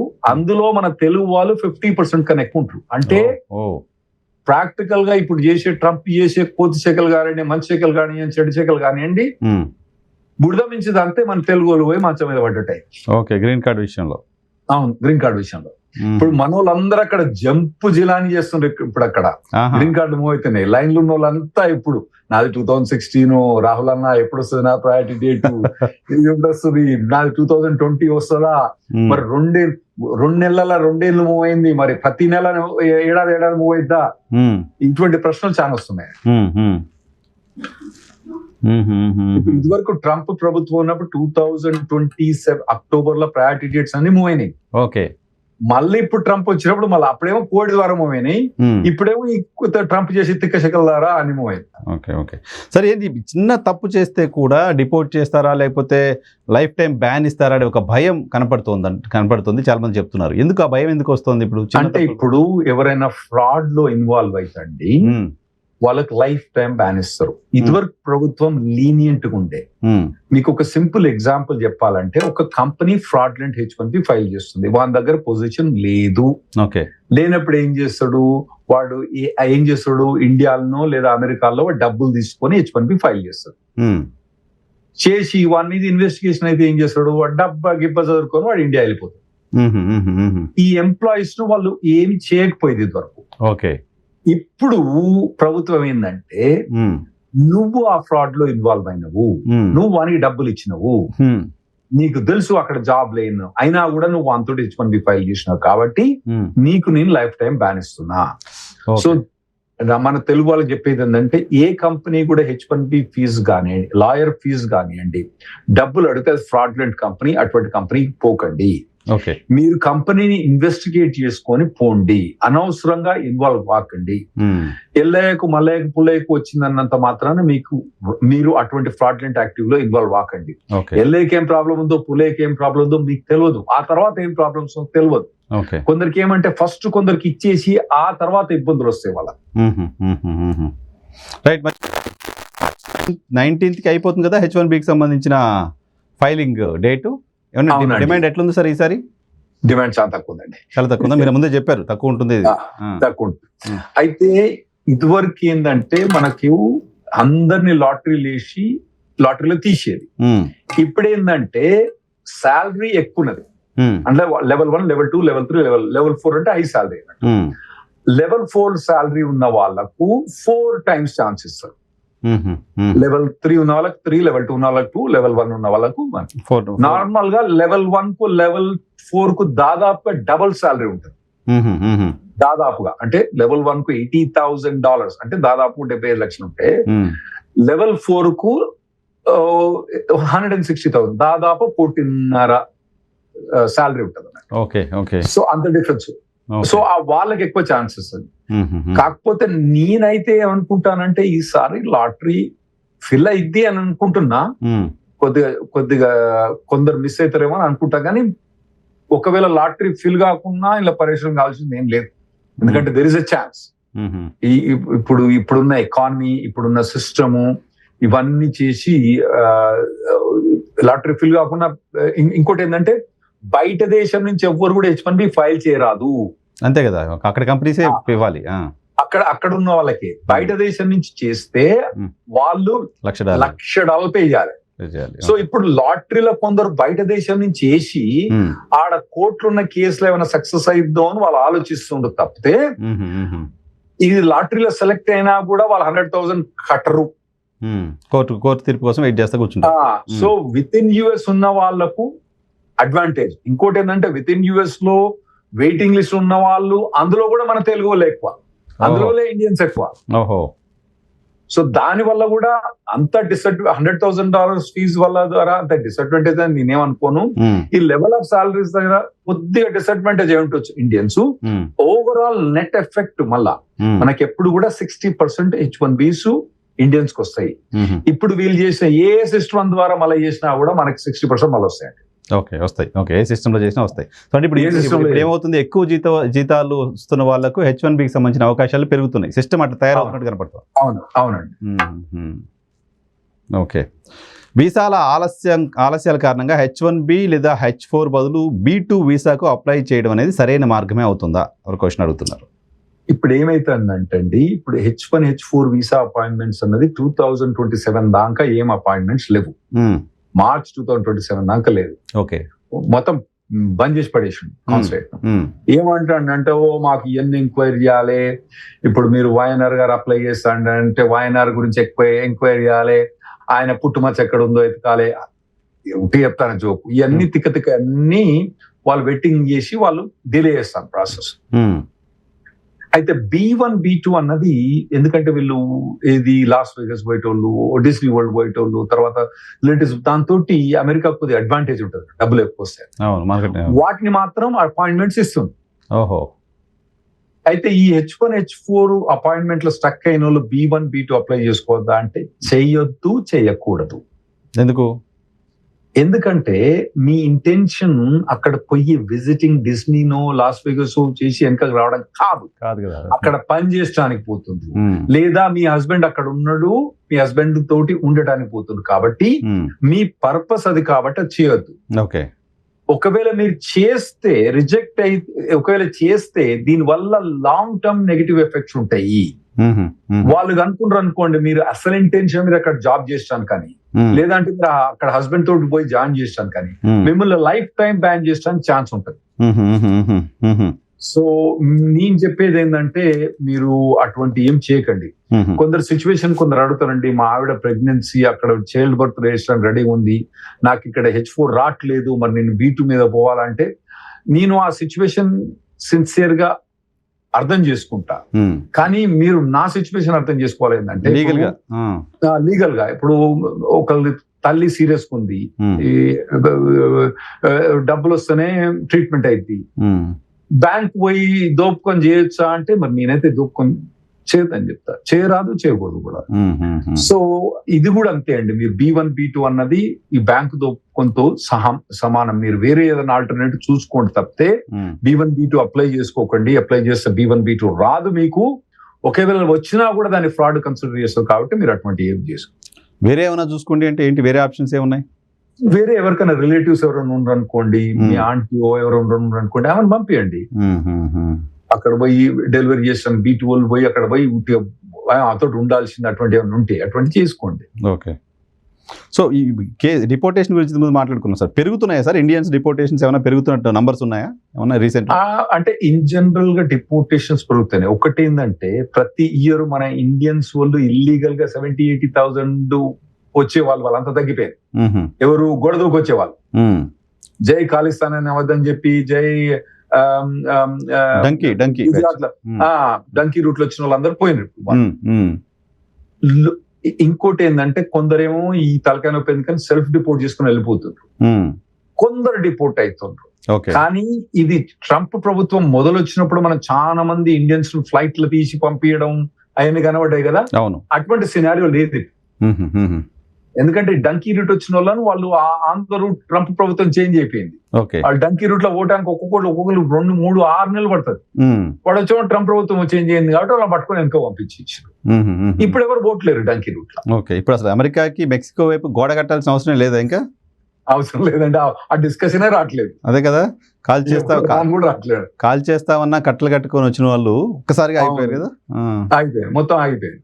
ఇప్పుడు ఎవరు ఆ డిస్కషన్ రావట్లేదు. అంత ముందు డెమోక్రాట్స్ అపోజ్ చేసేది, రిపబ్లికన్ సపోర్ట్ చేసేది. ఇప్పుడు వాళ్ళ గురించి డిస్కషన్, అక్కడ పొలిటికల్ డిస్కషన్ లేదు, అక్కడ అవసరం లేదు. అప్పుడు ఇప్పుడున్న సిస్టమ్ ప్రకారం అవసరం లేదు వాళ్ళ డిపోర్టేషన్. సో ఇప్పుడు కొద్దిగా డిపోర్టేషన్స్ పెరిగినాయి కానీ అంత సిగ్నిఫికెంట్ గా ఇండియన్స్ మీద డిపోర్టేషన్ పెరగలేదు. Okay, good. దట్ ఇండియాలో ఉండి అమెరికా కంపెనీస్ కి రిమోట్ గా పనిచేయడం వల్ల ఏమైనా చట్టబద్ధమైనా చేస్తుంటారు అట్లా కొంతమంది? కంప్లీట్ గా చట్టబద్ధం అండి. ఇమిగ్రేషన్ ఏమైనా రిస్క్ ఉంటుందా దానికి? Absolutely zero risk. ఈ మధ్యలో ఎవరు అదిగో పులి అంటే అదిగో తోక అదిగో పులి అని ఎవరో ఒక పర్టికులర్ పర్సన్ అబుదాబి ఎయిర్పోర్ట్ లో పోతే రిమోట్ లో పని చేసిండు అని చెప్పి అతను డిపోర్ట్ చేసిండని ఒక పెద్ద రూమర్ బలాయించింది. మొత్తం అబద్ధం అండి అసలు. ఓకే. ఎందుకంటే మీరు చట్టబద్ధంగా చూసుకోండి, ఎప్పుడు కూడా ఏ ప్రభుత్వం కూడా, ఇండియన్ ప్రభుత్వం కానివ్వండి, అమెరికన్ ప్రభుత్వం కానివ్వండి, కెనడియన్ ప్రభుత్వం కానివ్వండి, ప్రపంచంలో నాకు తెలిసిన ఏ ప్రభుత్వం కూడా సైబర్ స్పేస్ ను స్పేస్ గా కన్సిడర్ చేయదు. Okay okay okay. నేనేం చెప్తా అంటే మీ ముడ్డి ఎక్కడ కూర్చుంటే అక్కడ మీకు పర్మిట్ ఉండాలి. మీరు ఇండియాలో ముడ్డి కనుక, మీ ముడ్డి కనుక, సారీ లాంగ్వేజ్ వాడడం కానీ మా తెలంగాణ అట్లే మాట్లాడతాం మేము, ఓకే, మా వరంగల్ భాషలో, మీ ముడ్డి మీరు ఎక్కడ కూర్చుంటే అక్కడ మీకు వర్క్ పర్మిట్ ఉండాలి. మీ చైర్ ఎక్కడైతే మీరు సైబర్ తోటి ఎక్కడైతే లాగిన్ అవుతారో అక్కడ పర్మిట్ అవసరం లేదు మీకు. Okay okay. మీరు రాత్రిపూట గచ్చిబౌలి ఏరియా పోయి చూడండి, అమ్మాయిలు అబ్బాయిలు వాళ్ళు రాత్రిపూట చూసుకొని కాఫీ దాటన్నప్పుడు బయటకు వస్తారు, వేల మంది పని చేస్తారు. అవును. ఒక్కరు కూడా పర్మిట్ లేదు వాళ్ళకి యూఎస్. అవసరం లేదు. ఓకే, అవసరం లేదు. సో ఏదైతే ఆ రూమర్ అయితే స్ప్రెడ్ చేసిండ్రో రిమోట్ గా పనిచేయరాదన్నది మాత్రం ఖచ్చితంగా అబద్ధం. సో ఇమిగ్రేషన్ లో దానికి సంబంధించి ప్రాబ్లం ఏమి ఉండదు, జీరో లేదు. ఇప్పుడు ఎవరైనా టాలెంటెడ్ పర్సన్స్ ఫ్రీలాన్సర్ గా ఇక్కడ ఇండియా నుంచి యుఎస్ పని చేసుకోవాలంటే ఖచ్చితంగా పని చేసుకోవచ్చు. వాళ్ళకి ఎటువంటి H1B అవసరం లేదు, F1 అవసరం లేదు, O1 అవసరం లేదు, P1 అవసరం లేదు, రాహుల్ రెడ్డి అవసరం లేదు. ఒక అకౌంటెంట్ గా సిపిఏనో అకౌంటెంట్ అయితే సరిపోతుంది. Okay okay okay. ఇప్పుడు గతంలో ఇక ఒక నెల 2 నెలల క్రితం మనం చూసాం H1B వీసాలు ఉన్నాయా లేదని కొంతమంది యూట్యూబర్స్ వెళ్ళి రైట్స్ అంటే ఉన్నాయా లేదా చెక్ చేయడం ఇటువంటివి చేశారు కదా. సో ఆ భయం ఇంకా ఉందా సార్? పర్టికులర్గా మనం ఇంతకుముందు మాట్లాడుకున్నాం, ఎక్కడ అది ఇంకా డల్లాస్ లో కానివ్వండి, మొత్తానికి మనోళ్ళు కొద్దిగా చాలా భయంగానే ఉంటుంది అక్కడ. ఇప్పుడు H1B వాళ్ళు కానివ్వండి, H4 కానివ్వండి, చాలా భయంగానే ఉంటుంది. ఓకే. సో ఇప్పుడు అటువంటి అయితే మీకు అంతకుముందు మనం ఎక్స్ప్లెయిన్ చేసాం కదా, కన్సల్టింగ్ కంపెనీ వాళ్ళు అక్కడనే కంపెనీ దగ్గరనే జాబ్ చేయాలని రూల్ ఏం లేదు. ఇప్పుడు మైక్రోసాఫ్ట్ ఒరాకిల్ ఇటువంటి కంపెనీస్ కూడా వేరే దగ్గర పంపుతుంది వాళ్ళ ఎంప్లాయీస్. కన్సల్టెన్సీ వాడు జాబులు ఇప్పిస్తారు కానీ వాడు అందరూ కూర్చోబెట్టుకోడు కదా. కాకపోతే ఏంటంటే వీళ్ళు కొందరు ఇళ్ల నుంచి బిజినెస్ ఆపరేట్ చేయడం మొదలు పెట్టారండి. ఓహో. అటువంటి ఆపరేషన్ చేసినప్పుడు అవి మంచిది కాదు. లీగల్ గా ఓకేనా కాదా అన్నది గ్రే ఏరియా. ఓకే. సో మేము మొదటి నుంచి కూడా ఇటువంటి వద్దు అని చెప్పినామండి. సో ఇప్పుడు ఏమైందంటే ఇప్పుడు కొద్దిగా అటువంటి వాళ్ళందరూ కూడా ఆఫీస్ మూవ్ కావడం అటువంటి అన్ని చేస్తున్నాడు. ఓకే. సో ఇమిగ్రేషన్ ఇష్యూస్ సంబంధించి ఇంకేమైనా లేటెస్ట్ అప్డేట్స్ ఏమైనా ఉన్నాయా సార్? ఓన్లీ ఆయన ఇప్పుడు యుద్ధంలో బిజీగా ఉన్నాడు కాబట్టి ఇటువైపు కాన్సన్ట్రేట్ చేయట్లేదా ట్రంప్? అమ్మో అట్లేం లేదండి, దాందే ఇటే. దీని డిపార్ట్మెంట్ వేరే స్టీవెన్ మిల్లర్ ఉన్నాడు, దీని కాన్సన్ట్రేషన్ దీని ఉన్నది, దాని కాన్సన్ట్రేషన్ దాని ఉన్నది. కొత్తగా మా దగ్గర యుఎస్సిఐఎస్ సెక్రటరీ ఆమె రిజైన్ చేసి వెళ్ళిపోయింది. సరే ఆమెకు వేరే ఇష్యూస్ ఉండిపోయింది, కానీ ఇప్పుడు కొత్తగా వచ్చేవాడు ఆమె ఎవడంటే ఈయన డబుల్ ఎముడు వీడు వచ్చేవాడు. ఇంకా చూడాలి ఎట్లయితే ఉంటది. ప్రాబిలిటీస్ ఏంటి సార్? ఇంకేం చేయడానికి సంబంధించిన అవకాశం ఉందని మీ ఊహకే అందుతున్నాయా? ఊహకంద ఏమైనా ఉన్నాయా? ఎందుకంటే ఇప్పుడు చాలా మంది పిల్లలకి ఇప్పుడు అకాడమిక్ ఇయర్ ఇక్కడ నుంచి స్టార్ట్ అవుతుంది కాబట్టి, జూన్ నుంచి స్టార్ట్ అవుతుంది. ఇప్పుడు అంతా పరీక్షలు రాసే పిల్లలంతా అమెరికాకి వెళ్ళడానికి సంబంధించి ప్లాన్ చేసుకుంటూ ఉంటారు. సో వాళ్ళకి ఏమైనా ఉపయోగపడుతుంది కదా చెప్తే? ఇప్పుడు డెఫినెట్ గా అండి, యుఎస్ మంచి కంట్రీ పోవడానికి. మీరు యూరోప్ కంట్రీకి పోతే డిస్క్రిమినేషన్ ఉంటుంది, వేరే ఏ కంట్రీకి పోయినా డిస్క్రిమినేషన్ ఉంటుంది. యుఎస్ పోతే డిస్క్రిమినేషన్ ఉన్నది లేదండి, రివర్స్ డిస్క్రిమినేషన్. అమ్మ వీడు ఇండియన్ అంటే వీడు తెలియగలడు, వీడు పైసలున్నాడు, వీడు అమ్మో వీడు బాగుపడతాడు, వీడు తోటి మనకు ఫిజికల్ గా వీడేం గిట్లాటలు పెట్టుకోవడం, గన్లు అంటే వీళ్ళకి తెలియదు అసలు ఏందో. ఇటువంటి మెంటాలిటీ వాళ్ళకు ఉన్నది, వాళ్ళ రెస్పెక్ట్ మనకు బాగిస్తారు అక్కడ. దాన్ని మనం కాపాడుకోవాలి. మీరు కష్టపడి పనిచేస్తారని ఒక ఇంప్రెషన్ ఉంది వాళ్ళు, కాబట్టి మీరు దాన్ని కంటిన్యూ చేసుకుంటే బెటర్. మీ జనరేషన్ మీకంటే ముందు జనరేషన్ పోయిన వాళ్ళంతా కష్టపడి పనిచేస్తున్నారు కాబట్టి అటువంటి ఒక ఇంప్రెషన్ ఉంది. ఇప్పుడు కూడా 80% బాగానే కష్టపడతారండి, 10-20% కొద్దిగా తేడాలు తీరండు, 80% మంచిగానే కష్టపడతారు. సో ఇప్పుడు ఒకవేళ కనుక అక్కడ వచ్చి ఆవారతనం చేసడానికి వచ్చేటప్పుడు మాత్రం రాకండి. ఒకవేళ మీరు కష్టపడి మీరు తెలుసుకుంటే టెక్నాలజీస్ కానీ మిగతా వాటిలో కానీ తప్పకుండా సెల్ఫ్ ఎంప్లాయ్మెంట్ H1Bs ఉంటాయి అక్కడ చాలా ప్రమోట్. ఇప్పుడు మన ట్రంప్ అంటుంది కదండి, ఇప్పుడు సెల్ఫ్ ఎంప్లాయ్మెంట్ H1Bs అని మేము ఫైల్ చేస్తామండి. కొత్తగా సిస్టమ్ మొదలు పెట్టింది ట్రంప్ ప్రభుత్వం. ఎవరికి వాడే నేనే సెల్ఫ్ ఎంప్లాయ్ అని చెప్పి ఫైల్ చేసుకున్న H1Bs ఒక్క H1B కూడా RFE గానీ రిజెక్షన్ రాలేదండి మాకు. చాలా ఇంట్రెస్టింగ్. ఎందుకంటే వాళ్ళ ఫీలింగ్ ఏంటంటే వీడు ఇలాన్ మాస్క్ అవుతాడో మాకు తెలియదు, వీడు సత్యనాథాలు అవుతారో మాకు తెలియదు, వీడు మన గూగుల్ CEO ఉన్నాడు కదా మన సుందర్ పిచ్చే అవుతారో మాకు తెలియదు. దీన్ని ఆపం మేము.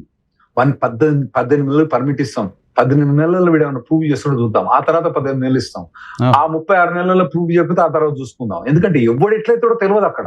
కరెక్ట్. ఎందుకంటే టాప్ కంపెనీస్ ఫార్మేషన్ ఉన్నది ఇమిగ్రెంట్స్ నుంచి వస్తుంది.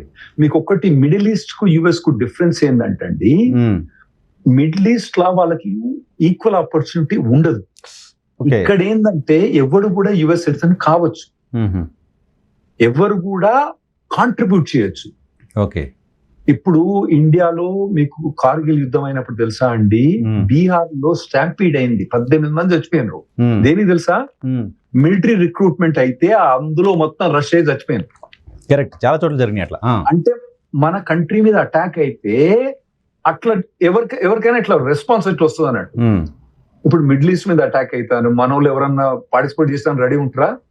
లేరు, ఉండరు. అదే అమెరికా September 11th అప్పుడు మీ అందరం తయారు ఉన్నాం. ఎందుకంటే మాకు ఆ కంట్రీ ఆశ్రయం ఇచ్చింది, సిటిజన్షిప్ ఇచ్చింది, అన్ని ఇచ్చింది కాబట్టి మేము దేనికైనా తయారన్నట్టు. ఓకే. అదే మిడిల్ ఈస్ట్ ఇవ్వదు. ఇప్పుడు యుద్ధం చేయమంటే వీళ్ళెందుకు యుద్ధం చేస్తారు? మా దేశం కాదు. అదే కార్గిల్ గానీ అటువంటివి అయినప్పుడు మన దగ్గర ఇట్లా మొత్తం ఇట్లా రక్తాలు ఇట్లా వేసినాయి. సో ఇప్పుడు ఏంటి H1B సెల్ఫ్ ఎంప్లాయర్ గా ఉన్న వాళ్ళు H1B అప్లై చేసుకోవడం ఎట్లా? ఈజీ అండి. వాళ్ళు కంపెనీ ఫామ్ చేసుకొని వాళ్ళ కంపెనీలో ఏం చేయదలుచుకున్నది ప్రూవ్ చేసుకొని వాళ్ళు ఫైల్ చేసుకోవచ్చు. అతను అమెరికాలో ఉండి ఉండాలి. ఆల్రెడీ H1B వచ్చి ఉండాలి. H1B వచ్చి ఉండాలి. ఓకే. ఇంకోటి ఏంటంటే అతను 2 తీర్లు చేసుకోవచ్చు.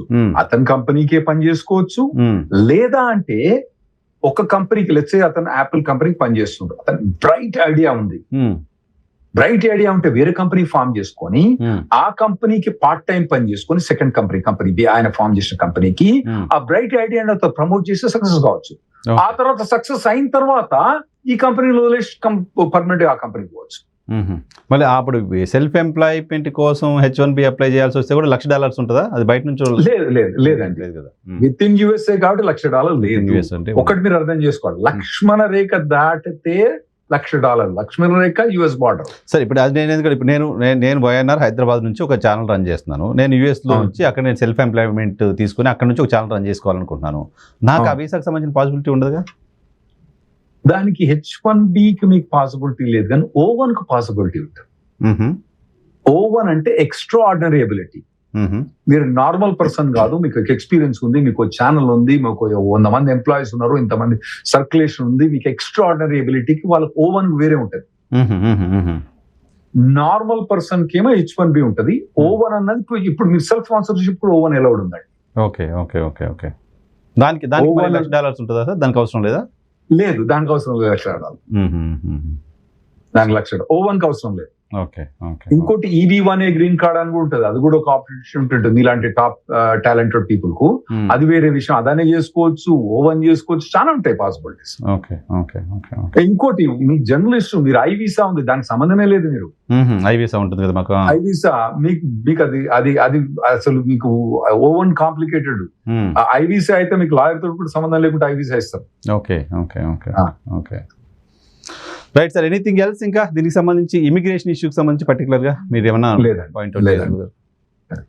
Right sir, thank you very much Rahul Reddy గారు మాకు సమయం కేటాయించినందుకు. థ్యాంక్స్ అండి. Thank you. రాహుల్ రెడ్డి గారితో స్పెషల్ డిబేట్ ఇది. యుద్ధానికి సంబంధించిన అంశం పైన, యుద్ధం పైన అమెరికన్స్ ఏమనుకుంటున్నారనే అంశం పైన, యుద్ధం ఇంపాక్ట్ భారతీయులపైన ఏ రకంగా ఉంటుందనే అంశం పైన, దీంతో పాటు యుద్ధం కారణంగా ఇమిగ్రేషన్ ఏమైనా మార్పులు వస్తున్నాయా అనే అంశాలపైన కూడా రాహుల్ రెడ్డి గారితో స్పెషల్ డిస్కషన్ ఇది. చూస్తూనే ఉండండి.